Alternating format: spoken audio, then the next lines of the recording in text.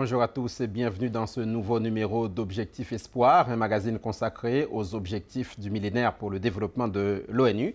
Cette semaine, nous nous intéressons à l'objectif numéro 3. Il vise à promouvoir, rappelez-vous, l'égalité des sexes et l'autonomisation des femmes.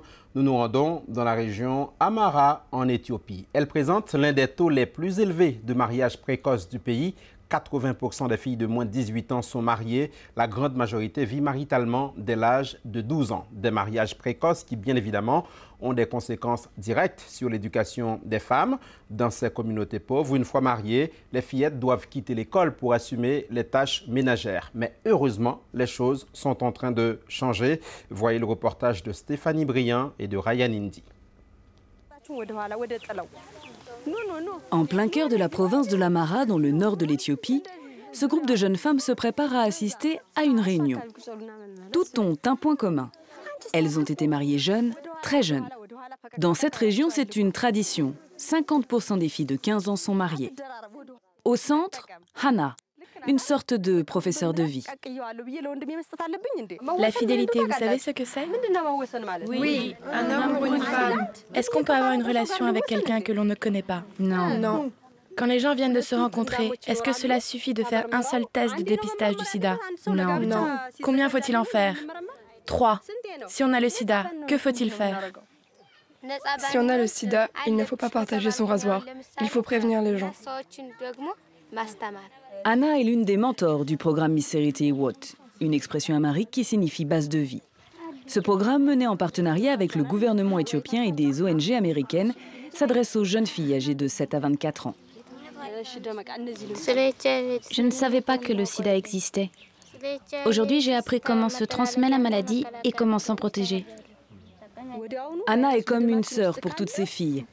Non seulement elle est une enfant du pays, mais elle partage la même histoire que ses élèves. Elle est une des leurs. Hana n'a que 21 ans, mais comptabilise déjà 12 années de mariage. C'est dans cette maison qu'elle vit avec son mari de 9 ans, son aîné. C'est ici que l'on entrepose le bois. Anna a été promise en mariage alors qu'elle avait à peine 1 an. Puis à l'âge de 9 ans, ses parents l'ont envoyée vivre avec sa belle famille. Cela a été difficile de venir vivre avec ta belle famille si jeune? Oui, très difficile. Car c'était ma belle famille, pas ma famille. Et mon mari, même si je n'avais que 9 ans, il voulait me forcer à avoir des relations sexuelles. Et même si on n'avait pas de relations, il voulait que je dorme dans son lit. Comme j'étais très jeune, ça m'a traumatisée. Ça a laissé des traces. Ce n'était vraiment pas positif. À cette époque, je ne fermais pas l'œil de la nuit. Je faisais des cauchemars même si je dormais avec ma belle-mère. J'imaginais qu'il venait la nuit. J'ai beaucoup souffert, c'était très difficile. C'est vraiment une vie de souffrance. Tu as tenté de t'enfuir? Oui, 2 fois. Une fois, il faisait sombre et je ne voyais pas. Je me suis fait mal en mettant le pied dans un trou. Mais de toute façon, qu'est-ce que je pouvais faire? Je ne pouvais pas retourner chez mes parents. Alors je me suis dit que ça passerait. Pour Anna, le programme Miserite Iwot a été salvateur. Ses relations avec son mari se sont considérablement améliorées. La formation qu'elle a suivie lui a permis d'apprendre beaucoup et de s'émanciper un peu. Les choses ont changé. Avant, c'était lui qui décidait quand il voulait avoir des relations sexuelles. Mais maintenant que je sais que j'ai des droits, si je n'ai pas envie, il ne me touchera pas. Parcourir de longues distances à pied fait partie intégrante du travail de mentor. Lorsqu'elle ne donne pas ses cours, Anna fait du porte-à-porte. C'est ainsi qu'elle recrute les jeunes filles et les incite à venir participer aux cours. Dans la région, les portes s'ouvrent assez facilement. Anna a su gagner la confiance des familles. C'est d'ailleurs pour ses qualités de contact qu'elle a été recrutée par le Kébélé de son village, l'équivalent de nos mairies. En 1 an, Anna a fait venir à ses cours 285 jeunes filles, mais il reste toujours de nouvelles recrues potentielles. Asseyons-nous. Cette jeune fille de 14 ans est une nouvelle venue dans la région. Elle vient de rejoindre son mari. Tu es mariée? Oui, je suis mariée. Je m'occupe d'un programme qui permet aux femmes de se réunir et de discuter entre elles. C'est tous les dimanches. Tu es partante? Oui. Je vais lui expliquer et surtout lui apprendre comment ne pas tomber enceinte, car à son âge, c'est dangereux. Elle risquerait d'avoir la fistule si elle accouchait. Je vais lui parler du planning familial. Reste à présent à convaincre la belle-mère de la jeune fille. Votre belle-fille est volontaire pour venir au cours. Je viens vous demander votre autorisation. Vous êtes d'accord? Je suis d'accord. Et pour s'assurer que la fillette viendra bel et bien, Anna fait une petite mise au point avec la belle-mère. Si jamais elle doit faire la cuisine à l'heure de la réunion du programme, comment feras-tu pour l'aider et lui permettre d'y aller? Je le ferai à sa place. Oui, c'est très bien. Alors tu vas y aller? Oui. Ça fait donc une nouvelle recrue de gagnée. Oui. Pendant 3 mois, la jeune fille viendra donc au cours d'Anna une fois par semaine.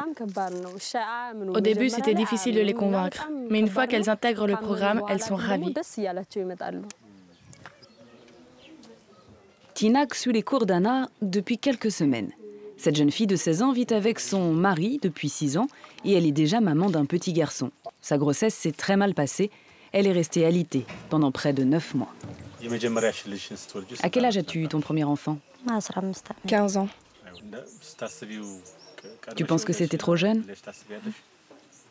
Oui, même le médecin était triste pour moi et m'a dit que c'était trop jeune. Aujourd'hui, Tinak a repris des forces, mais son bébé souffre de la malaria. Sa grossesse a été un tel calvaire qu'elle ne veut pas avoir d'autres enfants. Avant, on ne contrôlait pas la grossesse. Et maintenant que Anna nous a expliqué qu'on pouvait le faire, je fais des piqûres de contraception. Elle nous a aussi appris l'hygiène et à être propre. En quelques années, Tinak est devenue une épouse modèle. Dans la région, cela signifie surtout une femme soumise. Dans les campagnes, ce sont les hommes qui font la loi. Et ils n'ont aucun respect pour leurs femmes. Généralement, ils boivent, fréquentent des prostituées et frappent leurs épouses. Le mari de Tinak ne fait pas exception. Mais depuis peu, il semble prendre conscience de l'ignominie de son comportement, car désormais les maris ont aussi droit à leurs cours et leurs mentors. Avant, je buvais beaucoup. Je sortais la nuit, mais avec le programme, j'ai appris que c'était mal. Avant, je ne réfléchissais pas. L'important, c'était ce que je décidais. Je n'écoutais jamais ce que ma femme disait. Je préfère être avec une fille plus jeune que moi. Pourquoi? C'est mieux pour qu'elle m'obéisse. Peu à peu, grâce au programme, les mentalités sont en train de changer dans la région, mais les traditions ont la peau dure. Et même si son mari n'est pas très loin, Tinak ne nous cache pas son désarroi. Tu es heureuse dans ton mariage? Non, j'ai arrêté l'école. Il n'y a rien de joyeux. J'ai pas eu le choix. Si seulement vous pouviez m'emmener avec vous.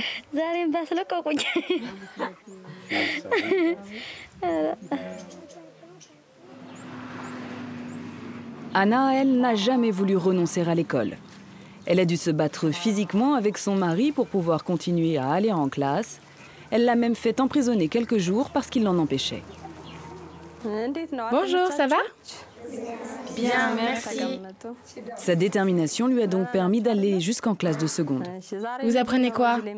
L'Amérique. Montrez-moi vos cahiers. Anna est plus éduquée que la grande majorité des filles de sa communauté. Alors elle s'est donné une mission, faire que pour les petites filles, mariage ne rime plus avec abandon des études. Je suis heureuse de voir que mes efforts paient. Depuis 1 an, Hannah a permis à 85 fillettes de retrouver le chemin de l'école. Elle leur a appris l'alphabet, les additions et les soustractions. Désormais, ces petites protégées sont entre les mains du professeur du village, un bénévole. Et même s'il n'est lui-même pas très instruit, c'est déjà un bon début.